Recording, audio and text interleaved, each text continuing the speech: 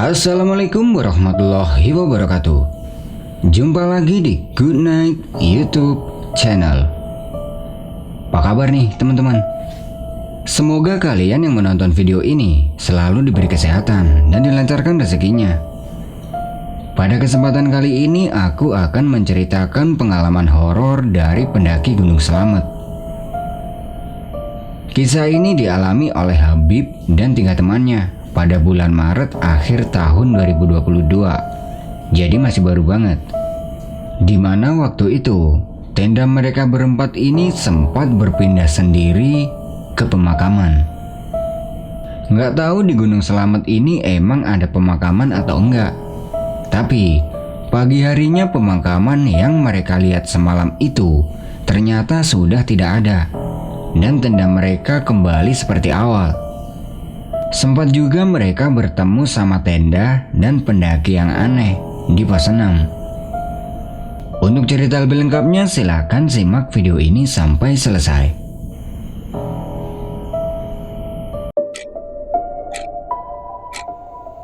Good night.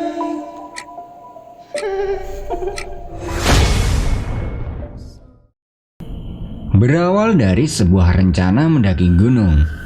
Waktu itu Habib dan 3 temannya ini mengadakan rencana pendakian ke Gunung Slamet yang berada di Jawa Tengah. Sebut saja 3 temannya itu adalah Binar, Mamat, dan Danang. Mereka berempat ini adalah teman nongkrong dan sudah biasa mendaki bareng kalau ada waktu luang. Berhubung minggu ini mereka sama-sama ada waktu luang, mereka berencana untuk pergi ke Gunung Slamet. Hitung-hitung buat refreshing setelah sebelumnya disibukkan oleh kegiatan kampus. 2 hari sebelum hari keberangkatan, mereka berkumpul di rumahnya Danang untuk mempersiapkan peralatan yang akan dibawa nanti. Beberapa peralatan yang belum punya mereka sepakat untuk menyewa. Singkat cerita, tibalah hari keberangkatan.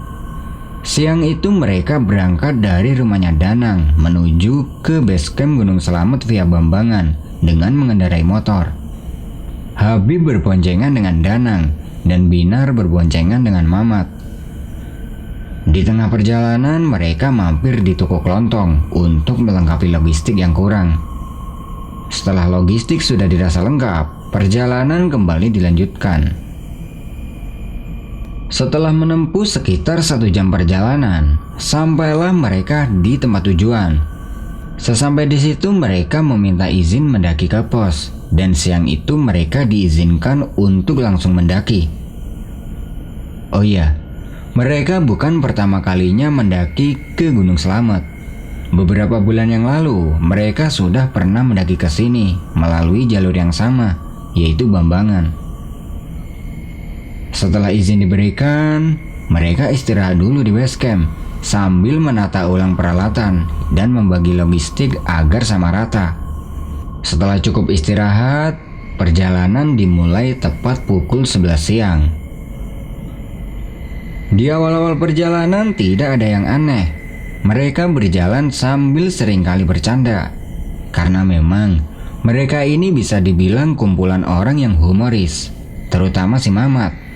Selain karena orangnya lucu, cara bicaranya itu selalu mengundang tawa.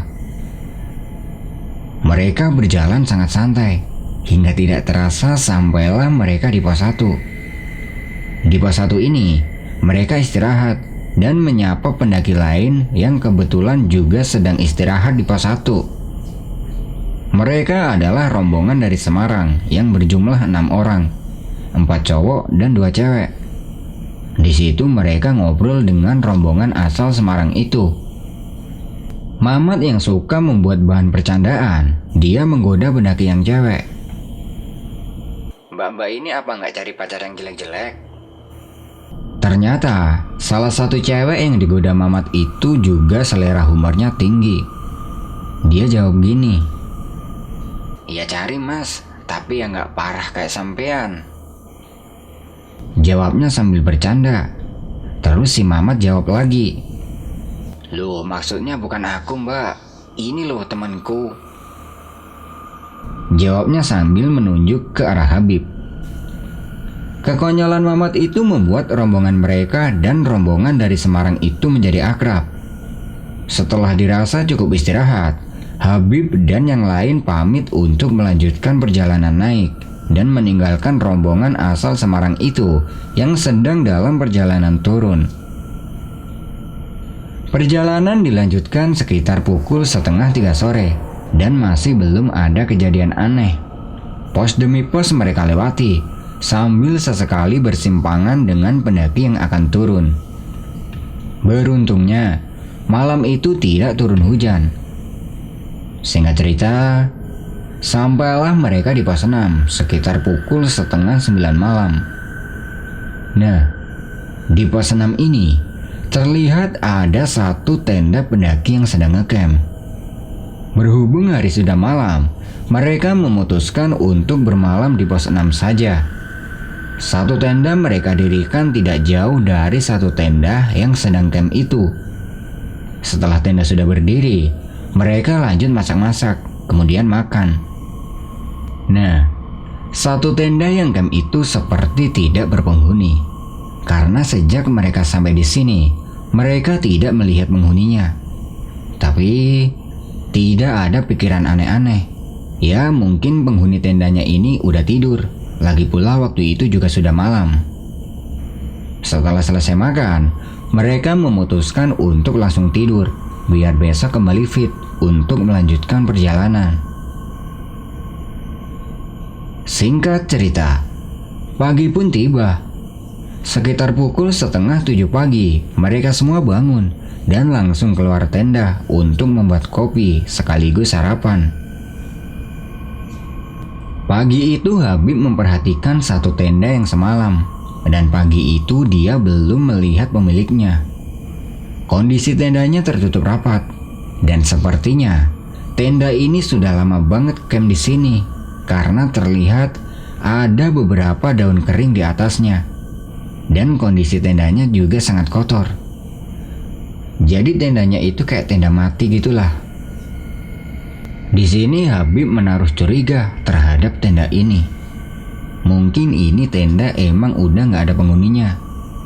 Tapi dia tidak memberitahukan rasa curiganya itu pada yang lain dan berusaha berpikir positif aja. Sambil sarapan, Mamat nyeletuk.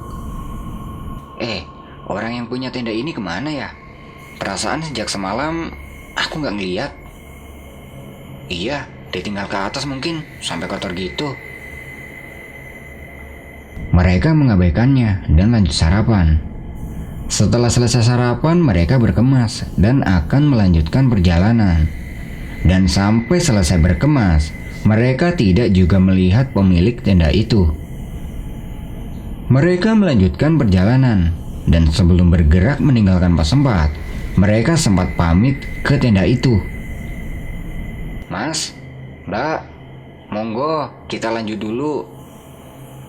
Ya kali aja di dalam tenda itu ada orangnya, meskipun tidak ada balasan. Setelah beberapa meter meninggalkan pos 6, Habib yang berjalan di paling belakang noleh ke belakang. Dan terlihat di sebelah tenda mati tadi ada seorang pendaki yang sedang duduk sendiri.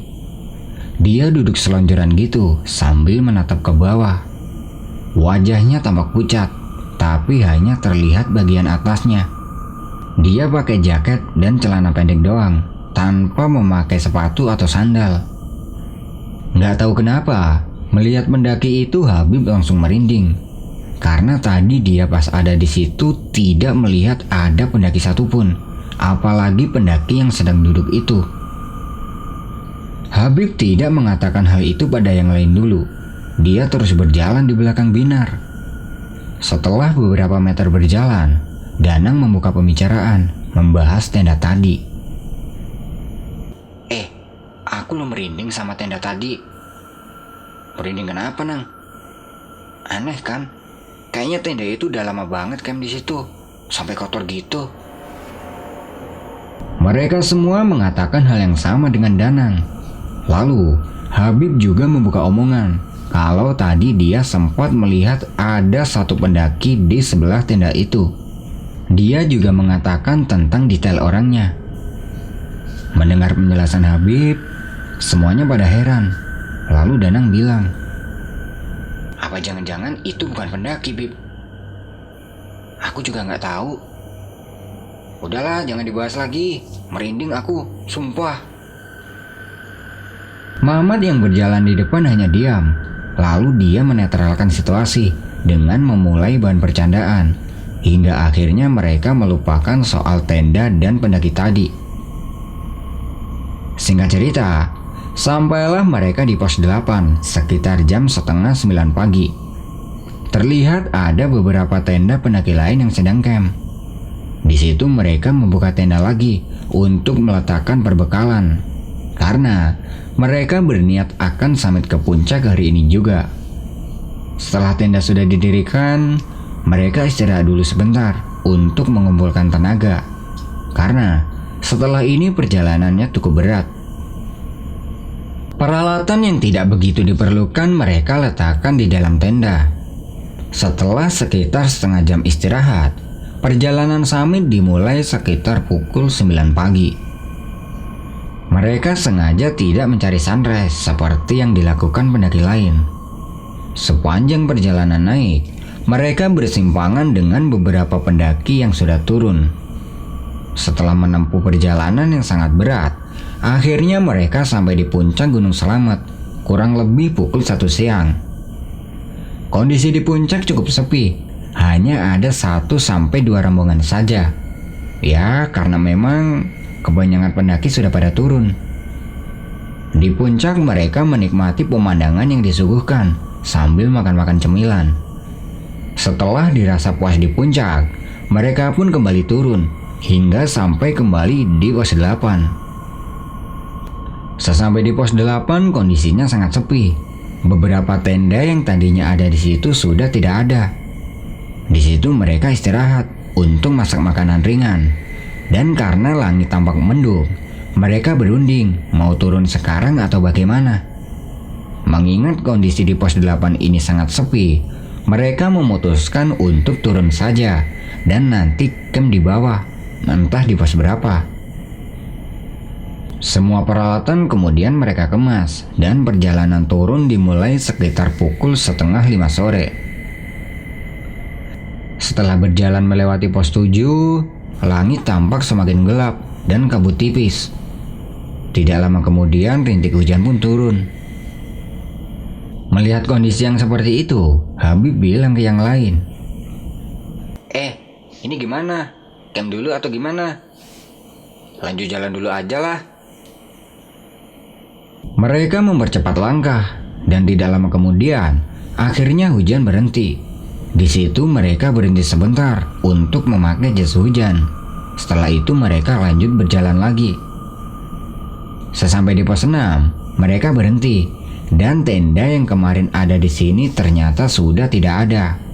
Nggak tahu itu tenda udah dibawa turun sama pemiliknya atau gimana.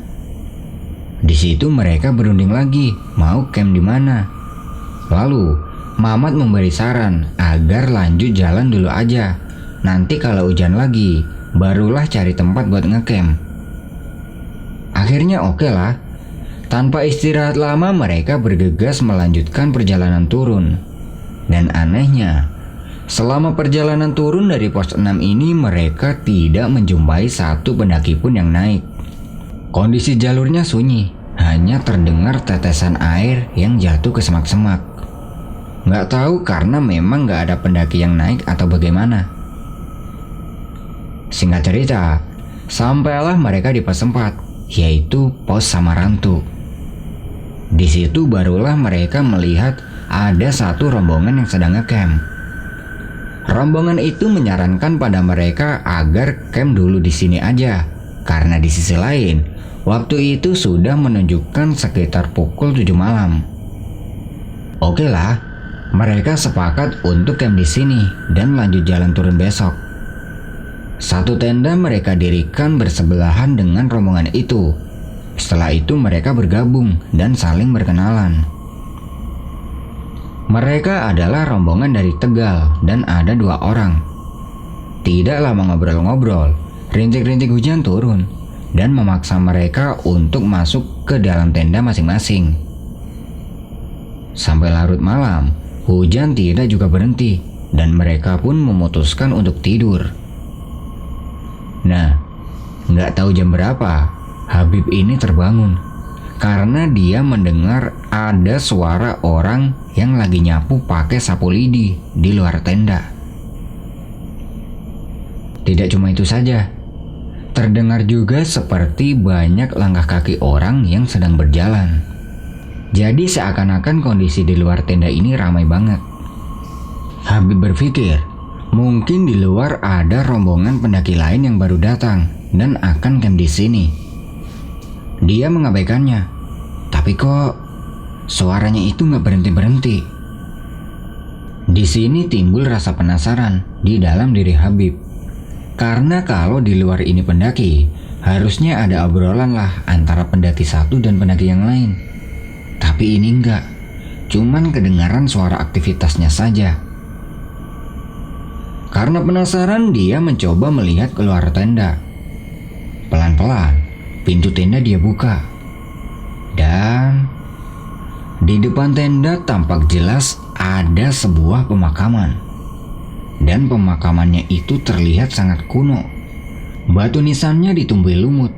Dan sebagian makam, batu nisannya terbuat dari kayu. Karena belum yakin dengan apa yang dilihatnya, Habib mengucek matanya. Kemudian dia perhatikan lagi. Dan emang benar, itu adalah sebuah pemakaman. Dan di antara kuburan-kuburan itu, terdapat sebuah tenda yang berwarna hijau pupus. Yang tidak lain adalah tenda yang kemarin dia lihat di pos 6. Melihat itu, Habib ketakutan hebat. Sekujur tubuhnya gemetar. Matanya hanya tercengang melihat semua itu. Nah, tidak jauh di antara kuburan, ada kayak sebuah kursi yang terbuat dari kayu. Dan tiba-tiba, di kursi itu muncul seperti asap putih. Dan asap itu lama-kelamaan membentuk sosok wanita yang tengah duduk di kursi kayu tersebut.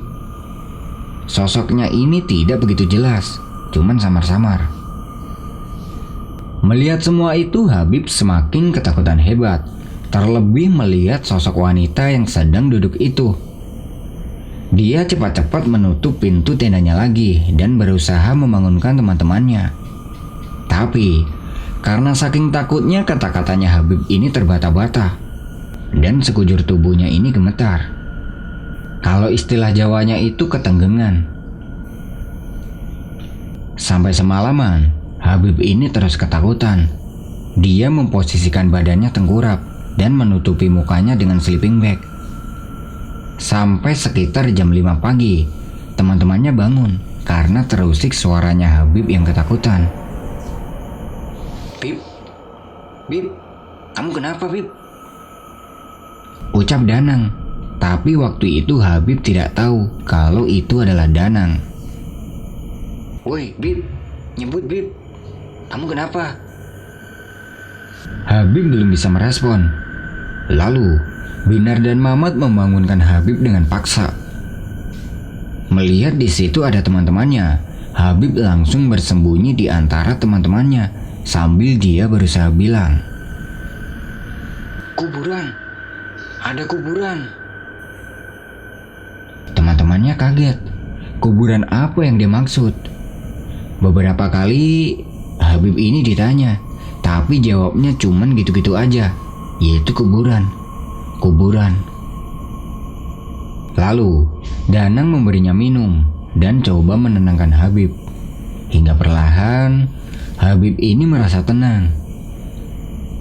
Setelah tenang, dia menjelaskan pada yang lain tentang apa yang dilihatnya semalam. Tapi, pagi itu apa yang dilihat Habib semalam ini sudah tidak ada. Semuanya seperti sedia kala, yaitu pos 4. Melihat ada kegaduhan, 2 pendaki dari rombongan sebelah datang untuk menanyakan apa yang sedang terjadi. Dan kata salah satu dari rombongan itu, mungkin semalam Habib ini melihat sesuatu yang dikatakan gaib. Karena pagi itu hari sudah terang, Habib memberanikan diri untuk keluar tenda. Dan benar, Pemakaman yang semalam dia lihat itu tidak ada. Karena takut terjadi apa-apa lagi dengan Habib, mereka memutuskan untuk berkemas dan lekas turun pagi itu juga bersama 2 orang asal Tegal itu. Di sepanjang perjalanan turun itu Habib cuma diam, karena yang ada di pikirannya masih teringat dengan pemakaman yang semalam dan sosok wanita yang tengah duduk di kursi kayu. Singkat cerita, sampailah mereka kembali di base camp sekitar pukul 10:30 siang. Sesampai di base camp, Habib merasa sangat lega dan dia sudah bisa menjernihkan pikirannya. Tanpa lama-lama lagi, mereka langsung mengambil motor dan berpisah dengan pendaki asal Tegal itu. Sesampai kembali di rumah Danang, dia baru bisa menceritakan semua yang dilihatnya itu secara detail pada teman-temannya. Mulai dari orang yang nyapu pakai sapu lidi, pemakaman kuno, sosok wanita, dan tenda yang mereka lihat di bawah senam. Mendengar penjelasan dari Habib, teman-temannya ini sempat tidak percaya. Tapi melihat Habib yang setakut itu, akhirnya mereka percaya. Dan pendakian kali ini benar-benar pendakian terhoror bagi Habib.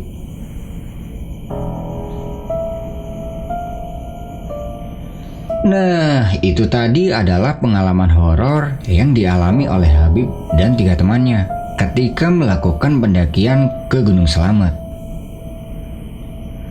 Terima kasih buat teman-teman yang sudah menonton video ini sampai selesai. Aku pamit undur diri dulu ya. Good night and see you next time.